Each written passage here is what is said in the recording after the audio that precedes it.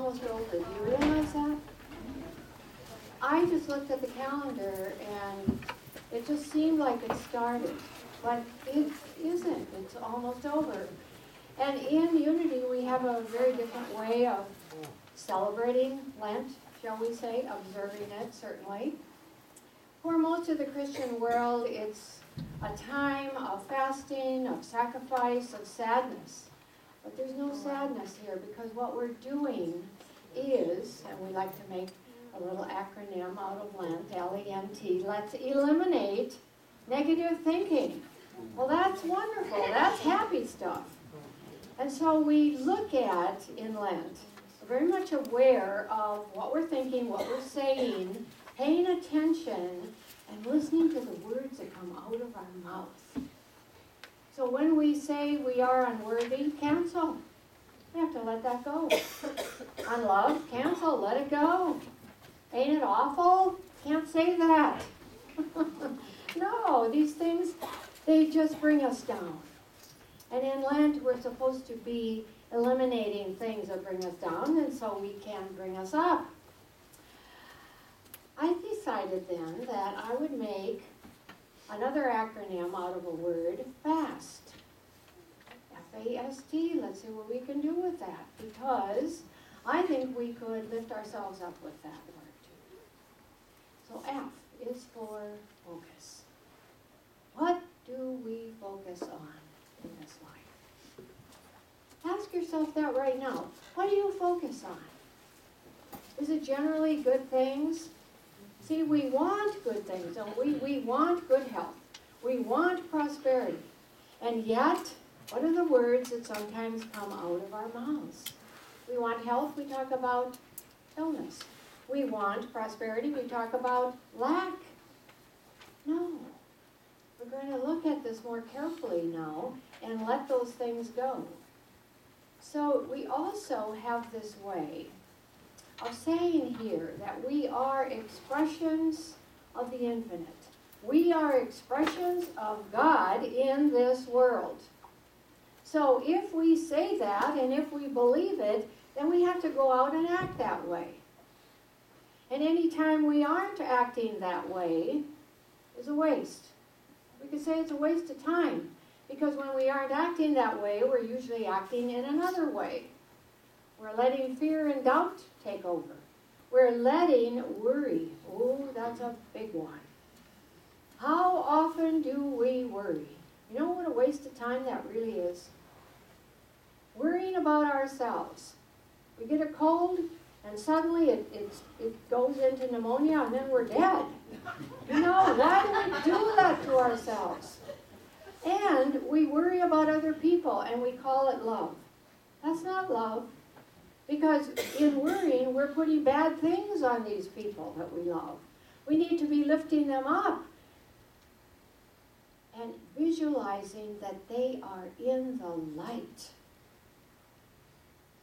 Worry is truly the biggest waste of time that we can involve ourselves in. So a man by the name of Bernard Berenson, never heard of him, but he had a good thing to say. And it was this: I wish I could stand on a street corner, my hat in my hand, and beg. Beg for people to throw in that hat their wasted hours.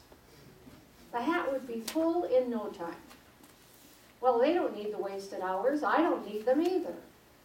But he said, it makes me think that I am not going to hang out with people who are thinking negatively, people who are thinking and doing things that are destructive. I'm not going to engage in useless gossip, not going to worry. That is really a waste of time, and my time is precious, he says. And I am going to be a good steward of my time. So what's the focus here then? The focus is on what we want, not on what we don't want. And you know how easy it is to focus on what you don't want? We focus on the problems of life sometimes, instead of thinking about what is it that would be the solution to this? What could I do? We had a example in prosperity class of just picking up perhaps any item. What would I have? Well, even the bulletin, and just letting this represent a problem, and you hold it too close to your face, all you see is the problem. Well, put it down. I guess we used a pebble for an example. And all you see is that pebble problem, but you put it down and you step on it, and it becomes a stepping stone to something greater. So we concentrate then, we focus on what we want. We focus on the truth of us, the glorious truth of us, that we are expressions of God in this world. And we focus on our connection with Spirit. A is for attitude. What's the attitude? It's amazing that we get to choose any attitude we want. Isn't that something? When you think about it, our power of choice is so amazing. And it's also amazing to me that we have the ability to do this. Often we think we don't. We maybe say, I'm in a bad mood today, which translates into I have a bad attitude. And we think there's nothing we can do about it, but there is. We have a multitude of attitudes we could choose if we don't like that one. What did Jesus talk about in the Sermon on the Mount? One of the first things he talked about was the Beatitudes, attitudes of being. And so he gave examples of all the things that could make us upset in this world. And then he said, but blessed are you, because there's another attitude awaiting you. There is an attitude that you can put on that will lift you and will lift everybody. There is an attitude that will reveal the truth of you. Put it on. Attitude is so important. It's one of those things we choose every day of our lives, maybe every hour of the day. So let's begin to choose rightly, shall we? Why not? It's so easy. Oh, I don't know, maybe you don't think it's easy. But have you ever been at that point where you have realized that you are thinking in a way that is bringing you down? Yeah, we're all supposed to be taking inventory every day, being aware of what we're thinking. So change. It's not that hard. It truly isn't. S is for soul. How much soul do we put into our lives? How much care, feeling, goodness do we put into our lives? You see, sometimes we think that this life, I think my life is about me, and you might think that your life is only about you. But there might be others that might need our attention too. We have to ask another question. Do I talk all the time? Or do I take time to listen? That's a beautiful question. How much do I talk? And how much do I listen? I'll let you sit with that for a moment. When two people get together, we call that a divine appointment. And these two people then are there to give and to receive. And that involves talking and not talking. Each of those people is a student and each is a teacher. And in that coming together then, there is a listening and a learning. A time to talk and a time not to talk. I was at Burnsville Center last week. Somehow I haven't been able to do much shopping this week. Ever have weeks like that when it's all too busy and you have to tend to things you're supposed to be tending to? But anyway, what I enjoy is going shopping once in a while and watching people. Don't you think people watching is one of the most fascinating things you can do? Yes, so I was walking behind this couple, young couple, who had a baby in a stroller, and the man was pushing the stroller. Now, the baby, because I'm walking behind, I couldn't really see, but the baby seemed to be like 6, 8 months old, or something like that. And the baby started fussing. And I thought, what's going to happen? The man bent down and kissed that little girl on the top of her head. I know it was a girl because there was a little pink ribbon twisted in her hair. And when he did that, she stopped fussing. She looked up at him and she actually smiled. And I thought to myself, that's all that little girl wanted, was for someone to care, to someone to show her that I'm worth giving attention to. That man, not knowing it, put soul into what he was doing.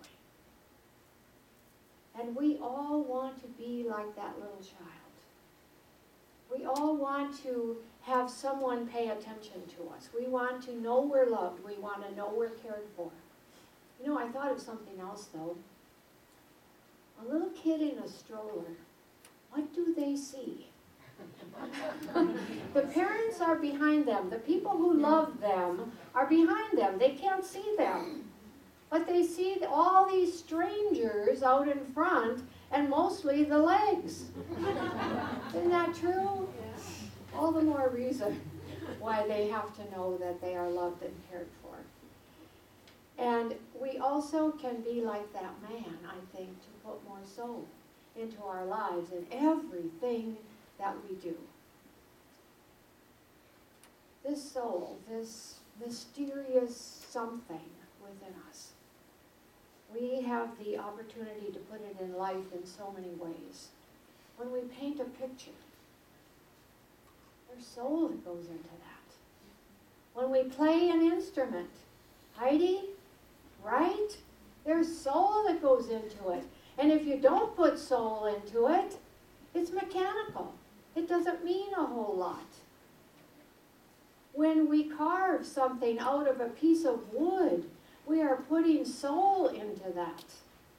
The way we pet our animals and touch our children with love and respect, that's soul. I had a woman say to me this week, I can hardly wait to get into my garden. I want to get my fingers in the dirt. What's she talking about? Soul. She wants to grow a garden. I have a little garden out in front of my house. It's called my healing garden. When I needed healing, what did I do? I went to dig in the dirt. And I went to plant this lovely little garden. It takes a lot of effort even to plant a little garden. But I wanted to do it. Even not feeling well, I knew this was what I had to do to heal me. To put soul into my life. Soul is in so many things if we want them to be. The way we prepare our food. Don't we put some soul into that, some care into that? Amen. Amen. The way we care about the job that we do. The way we touch the earth. The manner in which we care for this earth. There's soul.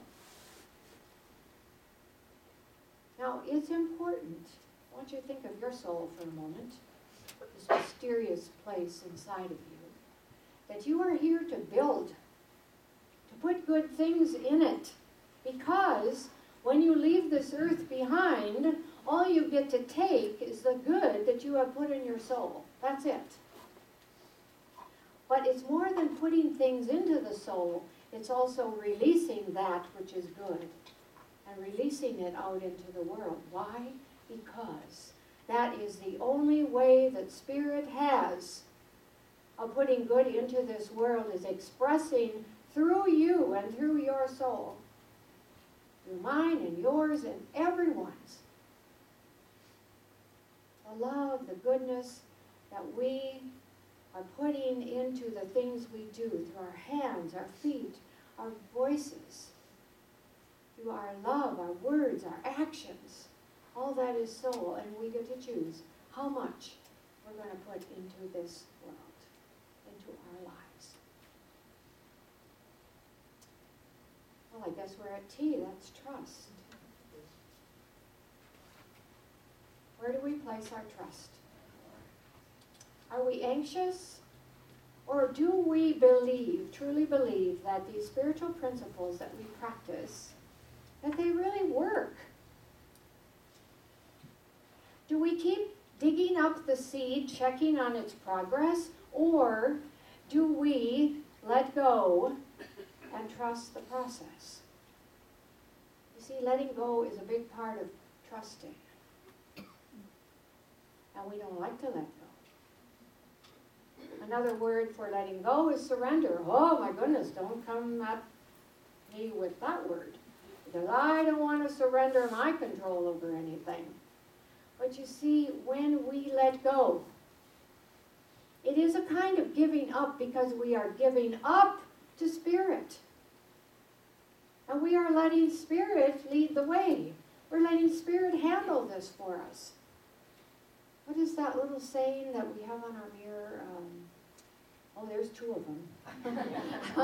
There are two of them. I am the light of the world. What is it? I am the light of the world. Oh, I am God. Okay, I am the light of the world. Actually, that's very good. Thank you. Because I find that I am the light of the world on my mirror puts me in the proper mood for the day. But I was thinking of something else. I was thinking of that one that says to let God be in charge. And I'm not thinking of it right now, so I'm not going to waste time. Well, let go and let God, yes, but it's something. I'll find it. I'll tell you next Sunday. All right. God is in charge. God's in charge of everything, so you just go on and have a nice day, something like that. Okay. So give it up to Spirit.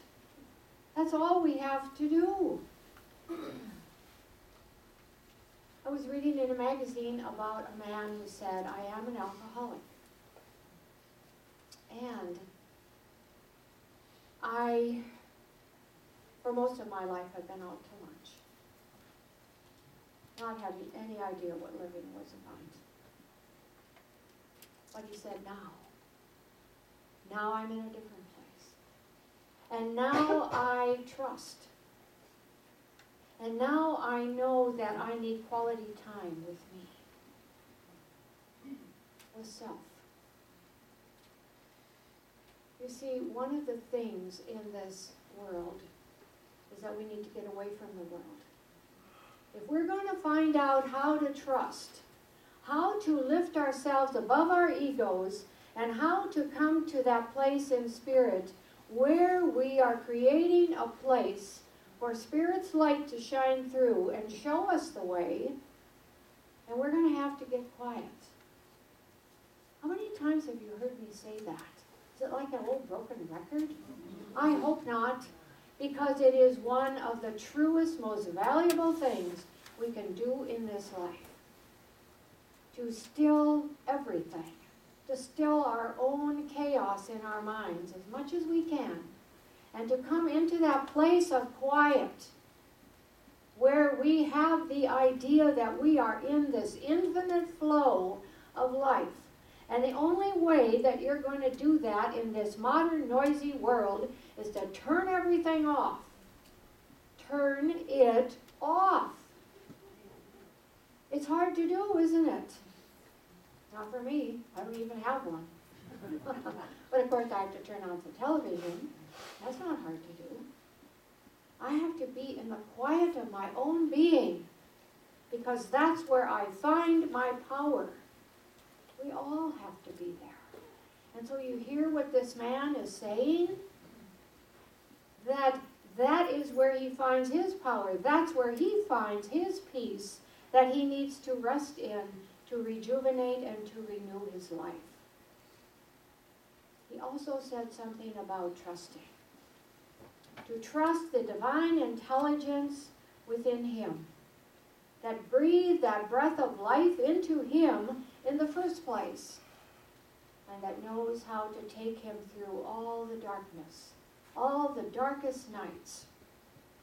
Spirit knows how to do that. Fast. F-A-S-T. You realize that all those things that I talked about, they're choices. The focus, where we put our focus, it's our choice. Where we have or what kind of attitude we choose, it's our choice. Thumbs up, thumbs down. Oh. But it's our choice. Soul, how much soul we put into our life, that's our choice. Trust, where do we put our trust? I love the way Eckhart Tolle says it. We can put our trust in the permanence that lives within us, so that we know how to deal with the impermanence of the world. What a wise man. The permanence that is within us, to put our trust in that. And so you see, with all these things, we get to decide then what we're going to feast on. You know what I forgot to mention was St. Patrick. I just realized it now. This is St. Patrick's Day. So how do we celebrate it? You know, I looked up St. Patrick because I thought he's got to have the best and most happy attitude of anybody. Well, I couldn't find anything about his attitude, but I did find out about his life, which wasn't easy in the beginning. Even sold as a slave when he was 16 and escaped at 22, then went into a monastery after that and stayed there for 12 years. And he came out as a missionary, preaching the truth that he believed. Well, okay, isn't that a happy thing? Whatever it is that we believe, if we can give it to the world, that's a happy thing. Of course, in unity, we don't go out and proselytize. We wouldn't do that. But just live your life in the best way you know how. That's showing the world what life is about. But I think of him, and then I think of all the celebrations that take place on this day. They go beyond the boundaries of happy. I don't think we have to do that. But I'd like to think of this day as a day of renewal. A spiritual renewal day in which we come to that green and growing edge of our awareness. And that awareness extends to spirit. So that's what I'm trying to say.